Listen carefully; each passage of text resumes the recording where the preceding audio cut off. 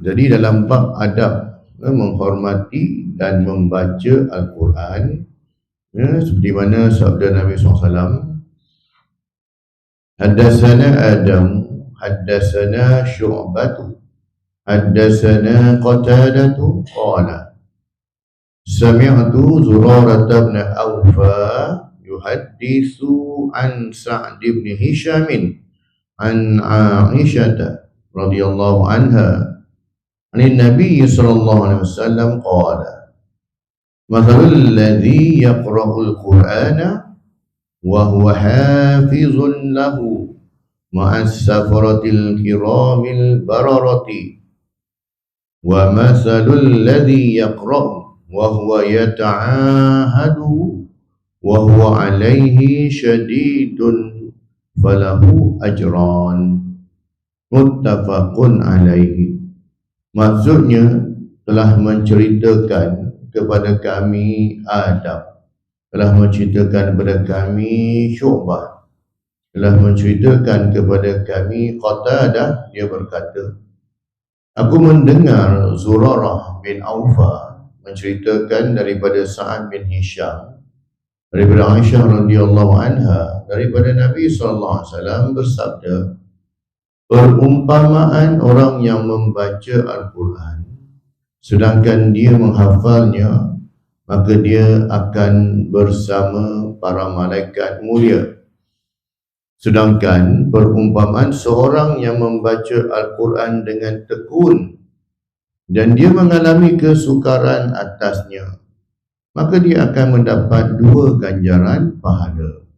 Muttafaqun alaih, hadis riwayat Al-Bukhari pada hadis yang ke-4937 dan juga Muslim hadis yang ke-798.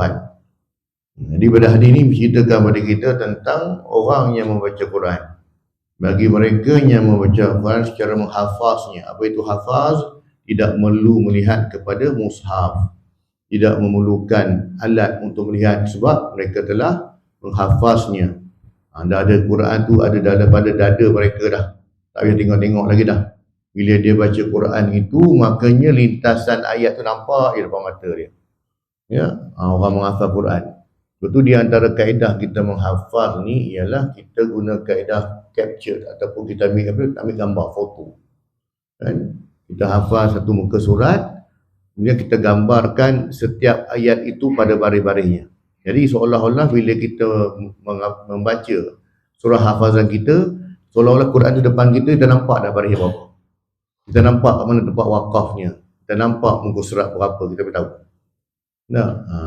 Jadi kita boleh mulakanlah kalau kita baca surah Sajadah katakan, kita boleh nampak dia belah mana, belah kanan. Kan? Ayatnya sujud belah kiri. Ayat yang mana yang tengah-tengah kita nampak. Itu kaedah orang kata capture lah, tangga gambar. Tapi kalau kita jenis menghafal, jenis kita menghafal kita tak kuat. Jadi kita menghafal jenis menghafal. Kita tak dapat gambaran ayat tersebut, jadi susah. Itu kadang-kadang dia menjajau. Ya, tapi sebenarnya kalau menghafal Quran ini, kalau dia perlukan kepada banyak kita pengulangan. Lalu saya sembang dengan kawan-kawan yang menghafal Quran pun, dia kata paling kurang dia dapat 30 juzuk. Setiap hari dia kena ulang satu juzuk. Jadi 30 hari 30 juzuk. Setiap hari mesti. Ya, di samping kena jagalah, ya, fikiran kena bersih, hati kena cantik, ya, berfikiran positif, ya, solat kena jaga, pemakanan pun dijaga, tak makan sebarangan, ya. Sebab kita nak menghafaz Al-Quran bukan sekadar menghafaz seperti burung belatuk, tapi kita nak hafaz, kita nak kena faham, kan? Itu panggil apa? Kita cuba menyelami apa isi kandungan Quran. Ini orang yang pertama. Sebab tu dia punya kedudukan dia tinggi. Jangan kita kata kau dah untung lah kau dah. Yang keduanya, orang yang dia membaca Quran, dia belajar dengan tekun, dia cuba memperbaiki lagi kaedah bacaan itu, maka orang ini dia akan dapat 2 pahala. Yang pertamanya atas kesungguhan dia membaca Quran. Yang keduanya pahala membaca Quran. Jadi untung jugalah. Ya, untung. Yang rugi siapa? Orang yang tak baca lah. Orang yang tak baca Quran dan tak bercita-cita pun nak belajar Al-Quran. Tak ada di hati dia pun. Tak apalah, korang dah pandai, aku dah tak lama dah. Jadi korang lah, orang muda-muda ni bagi orang muda-muda ni tak. Kalau masuk bulan Ramadan je, yang ni hilang dah. Dengan yang muda. Apa kami ni tak lama dah. Sepatutnya yang tak lama tu lah kena lagi tekun. Kan? Sebab apa? Sebab Allah nak tengok usaha kita. Bukan banyak mana kita baca. Usaha. Kesungguhan kita. Ya. Kesungguhan itu yang akan menjadi membantu kita ya, kepada di hari akhirat esok. Ini cerita tentang Quran tadi. Ya. Jadinya ya, pengajaran hadis ni pada apa yang kita baca tadi. Ya, pada muka surat 169, menghafal Al-Quran adalah amalan yang sangat ditakuti oleh iblis laknatullah. Kenapa? Sebab ayat Quran ini senjata. Senjata. Bismillah pun cukup dah. Ya, Bismillah pun cukup. Ya, sebab surah ajar kita mulakan setiap apa saja pekerjaan kita dengan Bismillah. Ya, pakai pakaian pun dengan Bismillah, memakan pun dengan Bismillah, naik kenderaan pun Bismillah. Asal itu yang tu. Doa tu yang kedua. Yang pertama Bismillah kena ada. Betul kadang-kadang dalam rumah pun ya sentiasa amalkan Bismillah. Sebab kadang-kadang dalam rumah kita pun tak tahu siapa ada dalam tu. Kan, yang kita nampak keluarga kita dah. Yang tak nampak dan yang tak nampak tu lah. Kalau kita nampak senang. Kalau ada ilmu kasyaf, dia tengok kat kau penyuruh tu, belakang pasu ada, tak apa, senang. Kita tak nampak. Jadi baca Quran lah. Betul Rasulullah sebut ya, jangan jadikan rumah kamu seperti kuburan. Kita pula kenapa kuburan pula? Padahal orang rajin je baca Quran kat kubur tak? Kan masuk kuburan itu dah senyap sunyi. Ada apa langsung, sunyi sepi je. Dan ramai-ramai lah. Dan kosong, tengah malam, pukul 12 malam, kosong lah, sunyi, sepi tak. Jadi jangan jadikan rumah kamu seperti kuburan. Ya, jadi bacalah Quran untuk menerangi rumah kamu, nak menghidupkan rumah nampak ceria. Rumah saya okey je, spotlight lagi ada, dengan siap CCTV semua ada tak ada masalah. Itu untuk orang di bumi nampak. Kita baca Quran ini untuk penduduk langit nampak. Ya, penduduk langit nampak. Jadi rumah siapa yang terang tu? Ni rumah si Polan dia baca Quran. Ya, dia baca Al-Quran. Cuma tuan-tuan, kalau kita ada anak, kita ada cucu yang sekolah-sekolah lagi ni tuan-tuan, kita wajibkan mereka waktu maghrib isyak mesti mengaji. Tak boleh kalau ikra. Waktu sekarang macam kita, kalau orang tua macam kita ni, maghrib isyak kita di masjid surau lah. Di masjid surau lah kita dengar kuliah antara telinga kan, dengar kuliah. Jadi budak-budak buat apa? Takkan maghrib dah buka TV. Dulu iyalah sebab kita ada 3 channel ya, TV1, TV2, TV3 tak. Jadi tak ada cerita kartun tak. Hari ni dah ada macam-macam channel, Netflix ada, Astro semua ada. Pukul 8 malam ada cerita kartun. Pukul 8 malam ada drama Korea. Apa nak heran? Dia boleh tengok. Jadi kita disiplinkan. Ayah tahu maghrib isyak orang mengaji. Ya. Kalau dengan mak dah suruh mengaji dengan mak. Kakak ke siapa ke boleh. Sebab kita nak datang masjid dengan kuliah kan. Pastikan maghrib isyak tu mengaji je. Ya. Kalau anak yang dah boleh mengaji, dia dah baca, dia bukan boleh mengaji yang lancar, tapi dia boleh lah mengaji Alif Lam Mim Zalikal Kitabul La Raiba Fihi Hudal Lil Muttaqin. Yang tu maghrib isyak 5 muka surat. Setiap malam jangan miss, kecuali ada urusan nak tengok pakcik sakit ke, nak pergi bercuti pun boleh. Dah sambil-sambil dah bawa. Wajibkan. Senang tu. 604 muka surat bahagikan dengan 5 muka setiap malam. Bagi tengok ada berapa dapat. Kurang dalam kurang dalam setahun kan kita dah boleh khatam Quran. Budak-budak ni dah boleh khatam Quran. Minimum 5. Ya, jadi kita buat macam tu. Kita budayakan dia. Jadi bila kita budayakan dia benda ni, esok saya cakap bagi dah dia tahu dah. Pesan dia. Waktu maghrib isyak buat apa? Ya, mengaji okey. Sebab kita dulu kecil-kecil pun macam tu. Time maghrib isyak pergi ngaji rumah ustaz sana, pergi rumah ustazah sini maghrib dah. Kalau meriah lagi kalau ada kat masjid pun ada buat kelas mengaji budak-budak ni ramai-ramai tak. Tapi kadang-kadang kalau ada sempat separate boleh lah kan. Jadi benda macam tu. Budayakan dia. Maghrib isyak mesti mengaji. Anak-anak kita pun walaupun dia dewasa pun jenis tak ni pun hari isyak mengaji. Mesti mengaji. Budayakan dia jadi macam tu. Sebab maghrib isyak tu memang waktu kosong lah tuan. Memang waktu kosong. Lagi malam karang lagi kata kan, lepas isyak kalau nak makan ke, kalau lepas isyak kan nak ni, lepas isyak biasanya. Jadinya waktu maghrib isyak tu yang free tu, mengajilah. Sebab apa? Pertama, rumah kita akan diterangi dengan sinaran Al-Quran. Yang kedua, bila ada rumah ni mengaji, jin setan tak nak duduk. Dia tak mau duduk. Tak boleh, panas.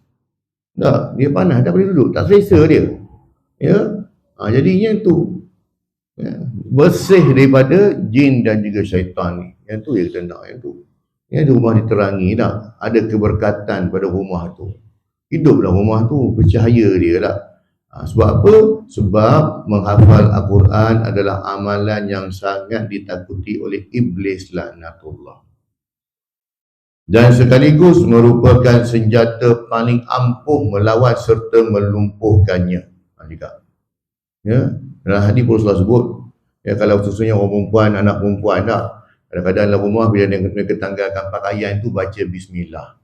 Bila baca bismillah, terhijablah pandangan makhluk-makhluk halus ini daripada melihat tubuh mereka. Ni. Jadinya dengan bismillah tersebut jadi hijab. Dia terhijab. Allah SWT telah menjanjikan kelebihan bagi mereka yang menghafal Al-Quran seperti yang digambarkan seperti berikut.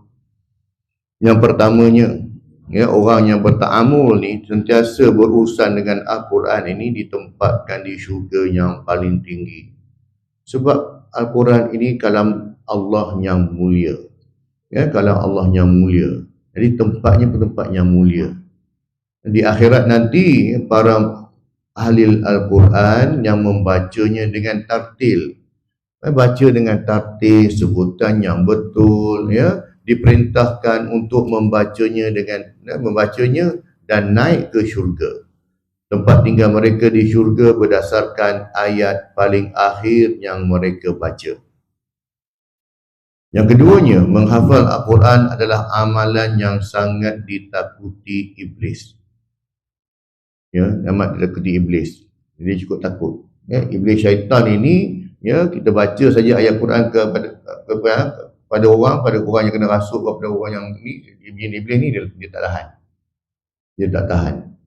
Bacaannya itu dengan hati yang ikhlas kerana Allah Subhanahu Wa Taala. Bacakan. Ayat kursi pun cukup, senjata yang cukup ampuh. Ayat kursi 3 kul. 3 kul pun sama. Semua ajar kita nak semua tidur, baca 3 kul dulu. Hembuskan pada tangan, sapu seluruh tubuh badan kecuali kemaluan, tak depan dan belakang. Jadi tubuh badan kita ni ada perisai daripada gangguan makhluk. Tak adalah kena tindih malam-malam tak. Tiba-tiba gerah je badan macam tu tak. Jadi tamulah dengan Quran. Yang ketiganya, ahli Al-Quran adalah orang yang arif di syurga. Yang keempat, menghormati orang yang menghafal Al-Quran bererti mengagungkan Allah SWT. Kerana di antara perbuatan mengagungkan Allah SWT adalah menghormati orang yang menghafal Al-Quran yang tidak berlebih-lebihan dalam mengamalkan isinya dan tidak membiarkan Al-Quran diamalkan. Dalam perang Uhud, dalam perang Uhud ada para sahabat yang syahid, lebih kurang 70 orang tak. Maka Rasulullah asingkan dulu, yang mana ahli Quran yang menghafal Quran letakkan satu liang khas. Ni kedudukan mereka ni. Tempat yang mulia. Begitu juga Sayyidina Abu Bakar ketika mana memerangi golongan murtad, Musailamatul Kazzab. Berapa ramai ahli Quran yang telah syahid dalam perang tersebut. Hingga daripada situ idea untuk mengumpulkan Al-Quran untuk dituliskan Al-Quran dalam bentuk mushaf. Idea yang pertama datang pada Sayyidina Abu Bakar lah.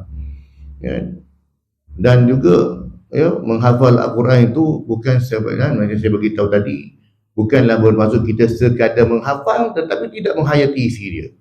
Kalau kita pelik dah, kau ni apa Quran tapi apa pasal semayang pun lambat lah. Apa pasal buat makan kau bedal semua lah. Kadang-kadang kedai bukan Islam pun bedal juga, pelik juga tak. Kata hafal Quran tak? Kalau macam tu kita risau, takut dia cuma menghafal di bibirnya sahaja. Sebab orang yang betul-betul hafal Quran, orang akan nampak perwatakan diri tu memang nampak karamah dia tu. Tak? Dan menghafal Quran tu bukanlah kita kata menghafaz. Kan? Hafal 30 juzuk lah dalam ni. Tapi hafiz, yang betulnya hafiz, orang yang menjaga Quran. Ya, setiap ayat dibaca tu dia amal, dia tadabbur ayat tersebut, dia beramal dengan dia. Itu yang power tu. Dia kadang-kadang bukan dia dah hafal sampai 30 juzuk pun, tapi setiap apa yang dia baca tu dia cuba amalkan. Kan? Itu itu yang terbaiknya tu. Ya. Sebab tu orang kata apa saja yang tiba dengan Al-Quran ini dia mendatangkan kemuliaan. Kita umat yang mulia. Kuntum khaira ummatin ukhrijat linnas. Kamu umat Muhammad adalah umat yang terbaik daripada umat Nabi Adam sampai Nabi Isa AS. Umat Rasulullah umat yang terbaik. Kenapa? Sebab diberikan Al-Quran kepada kita. Kita umat yang terbaik. Kenapa? Sebab umat-umat terdahulu tidak diwarisi mukjizat kepada mereka. Tetapi kita umat Rasulullah diwariskan mukjizat Nabi kepada kita, iaitu Al-Quran, mukjizat yang teragung. Jadi kita tak sedar tak? Sebab kepada kita Al-Quran macam-macam, tak apa. Tak, kita tak sedar. Kan? Tadi rugi tuan-tuan, rugi. Jadi sebab itulah kita cuba juga. Ya, cuba juga, boleh tak boleh dan tak kita. Mulakan dengan Iqra pun tak apa. Kalau betul-betul tak boleh, jangan malu tuan-tuan. Sebab apa saja terkait diri kita dengan Al-Quran akan membawa karamah pada kita. Orang yang menghafal Al-Quran, dia tak terbakar. Tak? Ya? Tak terbakar tak? Dia tak terbakar, tak musnah. Kan? Kadang-kadang orang korek kuburan, nak pindahkan kuburan tak? Daripada sini ke sana ke tempat lain. Korek-korek tengok satu jasad yang sempurna. Kan? Yang lain kutip lah, rangka-rangka timpan letaklah kain putih kulung-kulung Allah. Tapi tiba-tiba kubur ni elok pula. Sempurna, kain kapal pun tak lagi, tak tercemar lagi. Tengok-tengok pada batu nisan, ini meninggal tahun 60-an. 60-an meninggal, lama dah. Tapi okey lagi. Kan? Tengok tanya pada waris dia, siapa ni? Ini dulu ni, atuk saya dulu ni. Atuk dulu ni. Kan? Tak tahu dah dia ni, katanya dia mengaji dulu budak. Ajar orang mengaji kat rumah. Kan? Waktu maghrib isyak datang budak-budak ke rumah mengaji mukaddam dengan dia tak. Itulah kerja dia. Dia dengan Quran ajar itu je lah. Kata hafiz tidaklah juga. Tapi karamah, kemuliaan yang Allah Ta'ala bagi. Kan? Waktu kita dengan Quran, kita jangan main-main. Kan? Jangan main-main dengan Quran. Nampak remeh sahaja tak. Tapi dia memberi cukup. Ya, orang kata manfaat dan juga syafaat kepada kita. Al-Quran kan, akan menjadi syafaat kita dalam kubur. Kita baca Quran, selalu baca Quran, selalu membaca Quran. Ini bukan cerita hafiz lagi, ni baca je. Baca Quran kan, maka Al-Quran akan menjadi kita punya pemberi syafaat. Akan menjadi syafaat kita dalam kubur.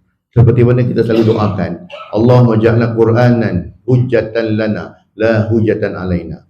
Ya Allah, jadikan Al-Quran itu sebagai peguam bela kami ya Allah dalam kubur nanti, dan bukan pendakwa raya kami ya Allah. Ya, dia sebagai penghujah bagi diri kita. Dan kita juga berdoa, Allah jadikan Quran dan syafi'ah. Ya, kita minta kepada Allah, ya Allah jadikan Quran itu sebagai tempat kami memberi syafaat pada kami ya Allah. Dan dengan berbarakah Qurannya itu kita dapat syafaat, dapat manfaat dan juga dapat bantuan. Dan dengan izin Allah Subhanahu Wa Taala. Itu ini lah. Ya. Jadi biarlah diri kita yang terikat dengan Al-Quran. Setiap hari tak boleh baca satu muka, setengah muka. Tak dapat setengah muka pun dah baca suku muka lah. Tak dapat suku muka dia dalam 2-3 ayat. Jangan tinggalkan langsung. Biarlah kita merangkak-rangkak. Yang penting setiap kita buat, malaikat dah tulis lah. Dia ni ada urusan dengan Quran setiap hari. Setiap hari tak? Setiap hari. Jadi jangan tuan-tuan. Kan kalau dulu ada satu kisah kalau di negara Arab. Kan? Orang atuk ni dah tua sangat dah ni. Sampai mata tak boleh buka nak pegang Quran. Tapi setiap hari dia pegang Quran, peluk Quran. Kan? Sampai dia mati pun dia peluk Quran lagi. Kan? Dia bukan tak boleh baca, boleh baca. Tapi sebab nampak dah dia punya ada masalah modern Islam dia. Tepuk mata ni dia jatuh kan. Memang tak boleh buka, tak boleh nampak. Kan? Nak juga dengan Quran. Kan? Tak tinggallah Quran tu. Jadi biarlah kita jadi macam tu tuan-tuan. Nah, mula-mula kita jinak-jinakkan diri kita. Bagaimana cara kita nak mencintai Al-Quran? Mula-mula kita pegang mushaf dulu. Baca tak boleh lagi tak? Pegang mushaf je. Kan? Pegang mushaf. Setiap hari pegang. Ya, peganglah mushaf tu, kemudian tengok, belik. Dan setiap hari mulakan dengan yang tu dulu. Kan? Tengok, belik. Nanti satu hari dia akan datang kecintaan, ya Allah, aku nak kena baca. Aku nak kena tahu apa yang disebut layan ni. Selama ni aku hanya hafal mulut dia. Yasin pun sebab kita dengar tiap-tiap minggu tak, kita pun selalu dengar surah Yasin, jadi kita pun boleh tahu. Kan? Surah Yasin tak? Dah berpuluh tahun dah kita dah baca kan. Jadi kita dah faham. Kita tengok itu kita dah nampak. Padahal kita bukan yang baca sangat pun, tapi dengan kita mendengar dan melihat ayat. Mulakan dari situ. Tak? Pastikan itu boleh baca dulu. Kalau kita boleh baca Quran, ya tuan-tuan, ya dia kata satu orang dan nikmatnya, hati kita lapang, seronok. Sebab kita boleh berdialog dengan Allah SWT. Kita baca Quran tu. Ya. Kemudian yang kelima ni, bacalah Al-Quran kerana Allah SWT. Ya. Kerana apa? Kena bacalah Quran. Kerana Allah SWT tidak menyeksa hati orang yang hafal Al-Quran. Kerana Al-Quran adalah hidangan Allah SWT. Siapa yang memasukkannya, dia akan aman. Dan barang siapa yang mencintai Al-Quran, maka hendaklah dia bergembira. Seronok kita menghafal Quran.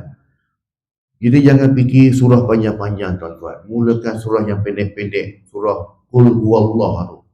Dah hafal? Faham? Okey, dapat. Dan surah yang kedua, tengok ni panjang izah, panjang kuliah. Kuliah tak apa, selalu dengar juga. Kan inna a'toina. Ambil yang tu dulu. Kan ambil, nak hafal ni. Dan biasanya tu kita tambah lagi 30, kita boleh hafal lah sebab selalu dengar tak. Ada pergi rumah kita buat tahlil pun memang baca surah tu pun. Kan? Ini surah-surah lain. Kemudian target lah kita nak hafal surah-surah lazim tu yang dekat-dekat, yang hujung-hujung kan, juzuk 30 tak. Daripada surah Wadduha turun ke bawah. Kan, Wadduha turun ke bawah. Ya. Macam hari Sabtu baru ni nak masjid saya buat ulang tahun yang ke-100. Kami buat pertandingan hafazan Al-Quran. Nama bunyi garang, hafazan Al-Quran pada apa surah tu je, surah Wadduha. Untuk budak-budak. Dia buat tu budak. Seronok ramai budak-budak masuk, seronok dia masuk. Kan pertandingan azan dan hafazan pun ada, seronok ramai. Kita ingat tak ramai, risau juga. Sebab kita sediakan hadiah banyak. Alhamdulillah ramai. Masuk, bagi galakan. Masuk. Sebab Quran ini dia satu benda yang cukup, orang kata apa, sinonim dengan hati kita. Kita baca pun tak apa, kita baca pun kita tak seronok dah. Dia akan datang kecintaan tu. Kemudian yang keenamnya, mereka yang paling pandai membaca Al-Quran lebih berhak menjadi imam dalam solat. Ya, tak semestinya kita kata, bagi orang tua-tua dululah kan, dia pandai tak. Siapa yang baik bacaannya. Ibnu Abbas, 10 tahun tak, ya, muda lagi, masa tu belasan tahun, dia orang tolak jadi imam walaupun belakang dia ada khalifah. Kan, bacaannya baik. Dia antara orang yang Al-Quran, dia antara orang yang alim. Ibnu Mas'ud antara orang yang alim Quran. Ibnu Mas'ud juga muda lagi. Nak banding dengan Sayyidina Umar, nak banding dengan Sayyidina Abu Bakar, muda lagi Ibnu Mas'ud, Ibnu Abbas, Ibnu Umar, kemudian Ibnu Umar, 3 orang ni. Yang muda lagi orang ni. Tapi mereka ni sebab apa mereka ni dihormati? Ilmu mereka. Ibnu Mas'ud seorang yang begitu alim dalam Al-Quran. Hingga kan dia ni boleh tahu sebab dia ni memang dalam Al-Quran ni bacaan yang terbaik Ibnu Mas'ud lah. Ya. Dia ni boleh tahu, dia boleh cerita satu-satu. Ayat ni turun di mana, bila turun. Kan 30 juzuk tu dia boleh tahu. Dia boleh cerita. Ayat ni turun kat sini, ayat ni turun sini, dia boleh tahu. Dia memang alim dalam bidang tu. Ya. Jadi walaupun dia muda, tapi dia beri kemuliaan, kehormatan. Walaupun khalifah lebih tua daripada dia. Kan khalifah tu kan jalan-jalan. Abu Bakar tu siapa? Bapa mentua Nabi. Ya. Kemudian siapa lagi? Sayyidina Umar. Sayyidina Umar tu siapa? Bapa mentua Nabi. Nah, yang ketiga siapa? Osman. Sayyidina Osman. Siapa dia? Menantu Nabi. Bukan hanya jalan-jalan. Kan? Kemudian keempat siapa? Sayyidina Ali. Siapa dia Sayyidina Ali? Menantu Nabi. Sepupu Nabi lagi. Kalau nak ikut bab tu lah. Tetapi kenapa dihormati mereka? Ini sebab ilmu dan juga kelebihan yang mereka ada.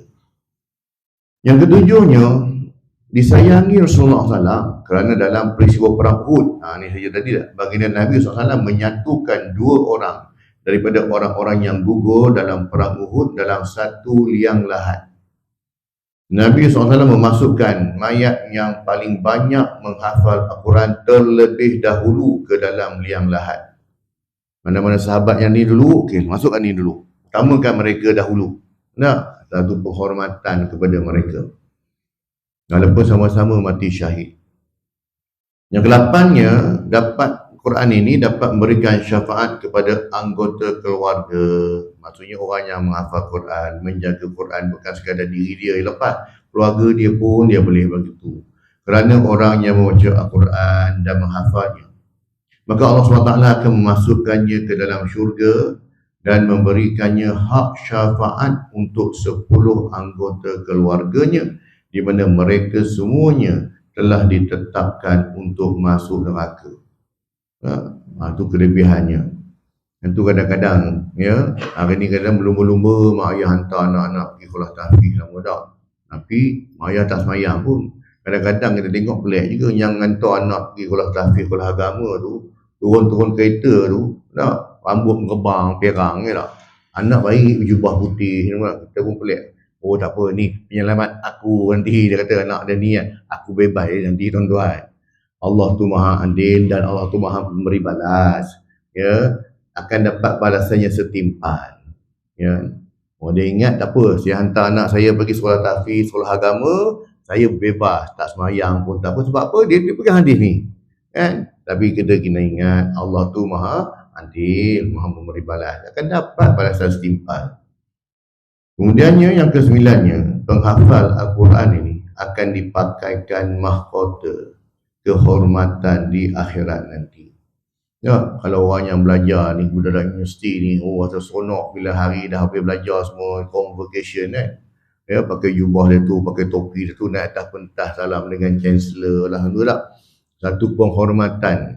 Ya, orang yang belajar ni, bila dia naik atas pentas, dia terima scroll tu, dia rasa pengorbanan dia selama beberapa tahun lah, kalau yang ijazah lah, yang master lah, yang buat PhD lah. Bila dia naik atas pentas tu, dia pegang scroll, dia rasa ya Allah, satu tercapai lah, usaha dia selama ni tak sia-sia tak.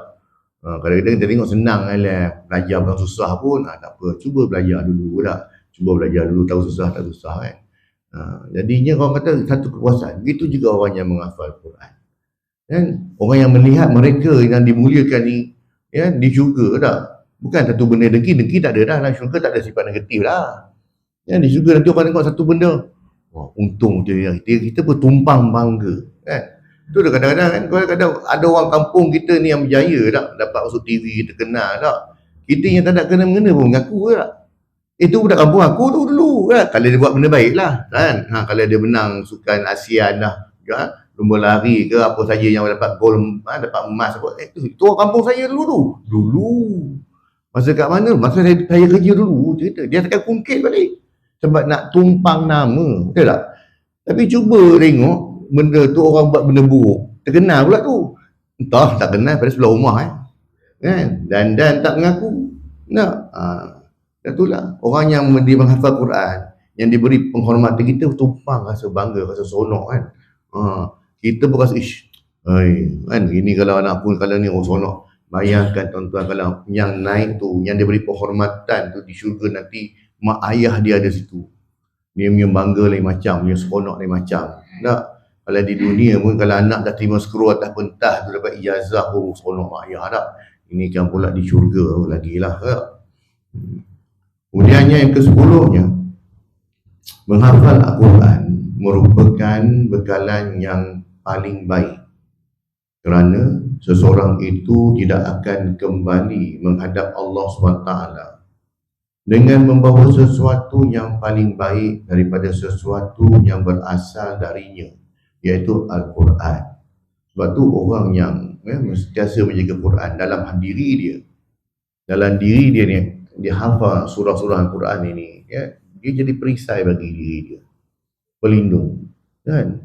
Bukan setakat syaitan pun takut tak, ya, sebab diri dia dah ada Quran, diri dia dah ada, kan? Tetapinya dia juga mendapat kemuliaan sebab yang dia baca, yang dia sebut ini ialah kalam Allah. Apa itu kalam Allah? Kata-kata Allah. Ya, kata-kata Allah. Dan setiap huruf yang dia baca tu pula, setiap huruf semua memberi ganjaran. So, saya pernah cerita dah pada kuliah yang lepas tak? Kita baca Quran, la aqulu alif lam min harfun, walakin alifun harfun, wa lamun harfun, wa mimun harfun. Maksudnya tidak aku katakan alif lam mim itu satu huruf, tetapi alif itu satu huruf, ya, dan lam satu huruf, mim satu huruf, wa kullu ahrafil asyara hasanat. Dan setiap huruf itu memberi dia 10 kebaikan. Kita kata 10 pahala. Bayangkan kita sebut alif lam mim pun dah 30 pahala. Bayangkan kita baca satu muka surat. Bayangkan kita baca surah Yasin ada 83 ayat yang setiap malam Jumaat. Tambah lagi pula dengan suratul Kahfi ayat 1 hingga 10, 1 tu 10 lah. Malam Jumaat saja berapa banyak pahala yang kita dapat. Ditambah dengan setiap hari kita baca Quran. Nah, kalau kita boleh baca 5 muka surat satu hari tak? Minimum tu satu hari tak? Makanya berapa banyak kita dapat. Sahabat mereka tanya kepada Rasulullah, ya Rasulullah, kami ni boleh hatam Quran dengan cepat. Ya? Bilakah waktu yang sesuai untuk kami menghatam Quran? Nah, kalau boleh sebulan dalam sebulan sekali ke? Tak, kami boleh cepat lagi pada tu. Cepat lagi tu bagi 2 minggu sekali macam tu. Kami boleh cepat lagi pada tu. Kalau cepat lagi buat seminggu sekali. Boleh cepat tak? Jangan cepat lagi dah. Cukup jangan cepat lagi. Sebab takut cepat sangat dah takut kita dah tersasul. Boleh nak buat sampai 4-5 hari boleh buat, tapi takut tersasul. Jadinya baca begini dia. Baca. Jadi yang penting kita baca tu. Sebab memang betul. Sahabat memang dia baca kadang-kadang bila sebutannya itu tak ada masalah sebab mereka memang dah dalam ni. Cuma kita je lah takut ayat kuliah pun dah tertukar. Tu yang masalahnya tu. Kesimpulannya tuan, kesimpulannya ialah Al-Quran ini mengandungi pelbagai cabang ilmu duniawi dan ukhrawi. Ia kitab yang diturunkan kepada umat manusia yang mengandungi perintah dan panduan ilahi. Sebab tu Quran ini dia sumber rujukan utama. Sekali apa-apa hal saja berkaitan dengan agama, urusan dunia sekalipun, semua kena rujuk Al-Quran dulu. Nak buat pembenihan bayi, boleh buat tak boleh buat, tengok Al-Quran dulu. Ada tak ada? Tak ada. Okey. Sumber yang kedua, hadis Nabi SAW. Tengok dulu apa ada dalam tu. Kena tengok cari-cari pun tak jumpa. Tengok pada pandangan ulama atau ijma' ulama. Okey, baru dia turun lagi qiyas, istihsan, istishab, masalah, ada lagi Ahmad Al-Madinah hukum cabang hukum. Okey, kaedahnya apa saja urusan rujuk Al-Quran dan hadis dahulu. Apa perlu? Kadang-kadang kita salah faham. Kita tengok kata Quran tak tajuk Quran pun. Cuma setiap perbuatan daripada istihsan apa saja pun tetap kena refer Al-Quran. Apa saja amalan, ibadah kita, semua kena rujuk Quran dan juga hadis. Bukan bermaksud tengok Al-Quran tak ada, hadis tak ada. Ni ada tak? Yang dalam ni ada tadi, sama tak dengan Quran tak? Sama tak dengan apa yang hadis maksudkan? Itu barulah betul. Kadang-kadang kita ni tak pegang kaedah tu dah nak kena. Yang keduanya, orang yang mendekatkan dirinya kepada Al-Quran akan dapat keistimewaan luar biasa seperti yang dijanjikan. Berusaha untuk menghafal Al-Quran bermakna seorang individu itu lidahnya sentiasa dibasahi dengan kalam Allah SWT. Ketiga, Al-Quran mempunyai banyak hikmah yang tersurat dan tersirat di dalamnya, dan orang yang sentiasa melaziminya akan bertambah keberkatan di dalam kehidupannya dan kehidupan orang di sekelilingnya. Yang keempat, akhirnya semoga Allah SWT mengurniakan kepada kita sifat cintakan Al-Quran dan seterusnya mengurniakan kepada kita zuriat yang sentiasa melazimi Al-Quran di dalam kehidupan kita, agar Al-Quran akan datang kepada kita di hari akhirat sebagai pembantu atau pemberi syafaat kepada kita. Amin. Alhamdulillah tuan-tuan, kita selesai mengupas tajuk yang ke-23.